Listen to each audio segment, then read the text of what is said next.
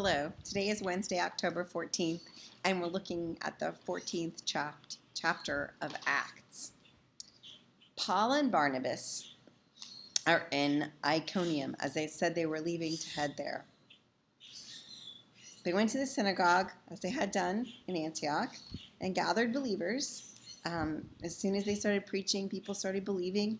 But their opponents, the same ones who had been opponents before in other cities, the same characters, stirred up others against them so that the residents of the city were divided. Sound familiar?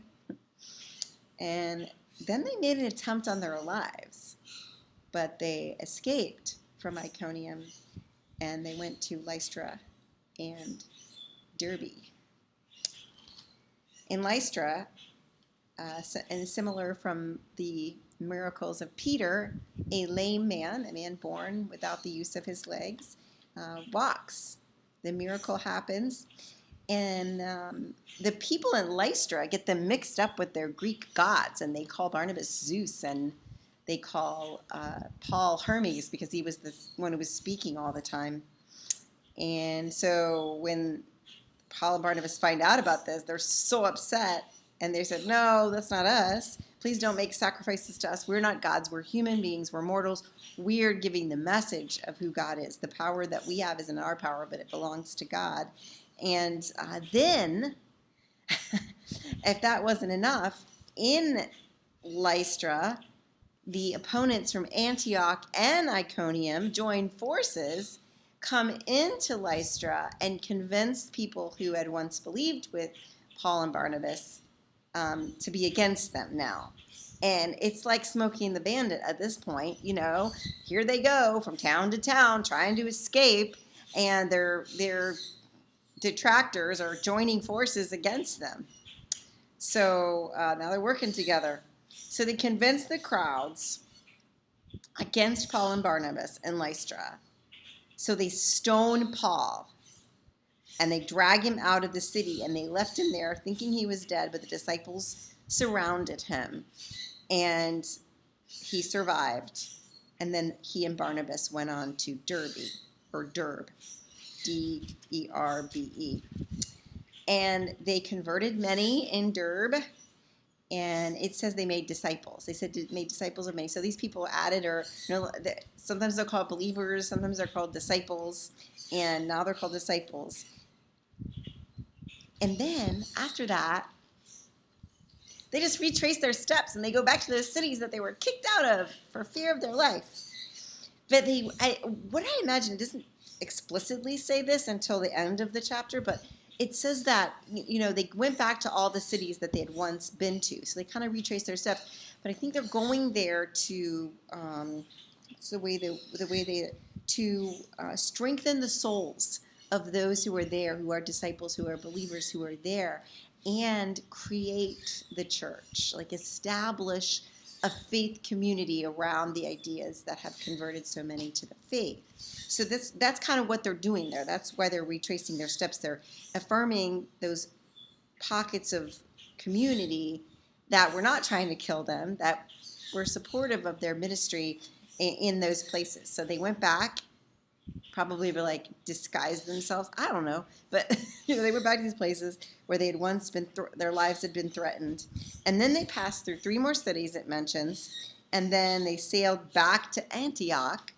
Again, they still have detractors there. They still have enemies there. But they sailed back to Antioch nonetheless and stayed there for a very long time.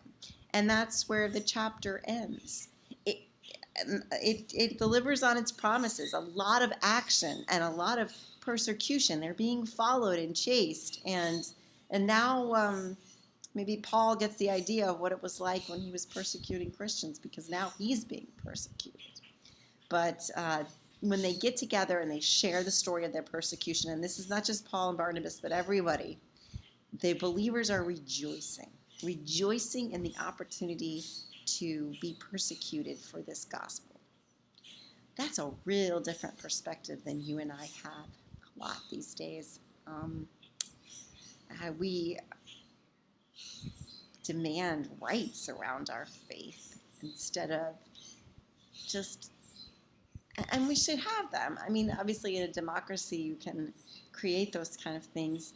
However, I think that we need to be more humble in our approach to a pluralistic society that we live in. And many of these cities, that's exactly what we're talking about. These people were converted because they had no sense of a faith like this, a monotheistic God, a God who comes in human form. These were amazing ideas to these people, and they were converted. And this is how Christianity flourished in pluralism.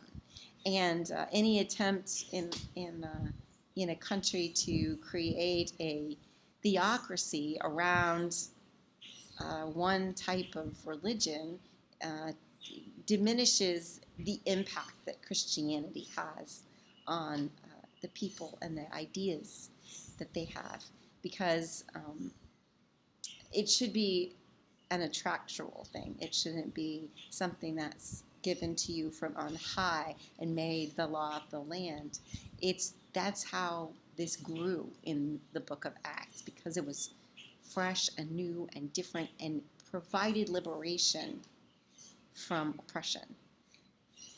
That's different than any other faith. This faith in Jesus Christ. So needs a pluralistic society to thrive and to grow, and it needs to have an understanding about its role in people's lives. This is fundamental to who you are.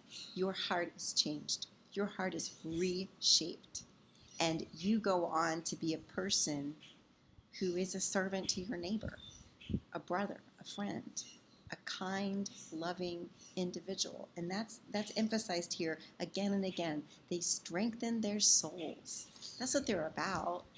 They're strengthening their souls. And so I'm just really encouraged by reading Acts and digging into it and hearing how they had to run from place to place, but then they went back and they encouraged the faith among the disciples, the believers, the ones that they had left behind when they were chased out of town. It's beautiful, a beautiful image for us.